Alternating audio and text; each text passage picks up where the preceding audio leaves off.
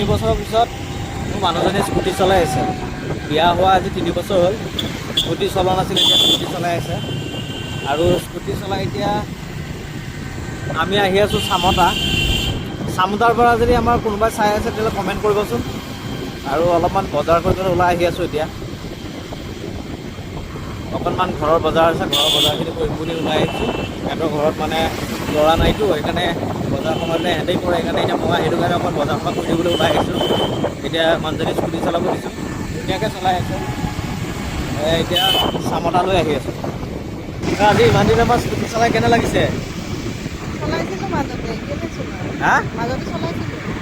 বিয়া হোৱাৰ আগত চলাইছিলা আৰু বিয়া হোৱাৰ পিছত এতিয়া 3 বছৰ পিছত চলাই আছে, কেনেকুৱা লাগিছে? নহয়, ছোৱালী হোৱাৰ পিছতে চলোৱা নাই। হা? ছোৱালী হোৱাৰ পিছতে চলোৱা নাই। ছোৱালীয়ে টিকলি হোৱাৰ আগত চলাইছিলা ন? এতিয়া আহি আছোঁ। ভালকেই চলাইছে বাৰু ইমান দিনৰ পিছত। আৰু মই এতিয়া পিছফালে বহি আছোঁ।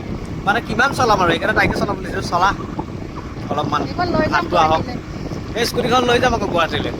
এই চলাব দিম গুৱাহাটীত, বজাৰ সমাৰ কৰিব দিম। সেইকাৰণে স্কুটিখন লৈ যাম, নহ'লে ক'ৰবাত যাবলগীয়া হ'লে মোকে লগ পায়। সেইকাৰণে স্কুটিখন লৈ গ'লে টেনশ্যন নাই, তাই নিজে ওলাই যাব পাৰিব। লৈ যাম আৰু স্কুটিখন, তেতিয়া মোৰ টেনশ্যন কমি যাব আৰু।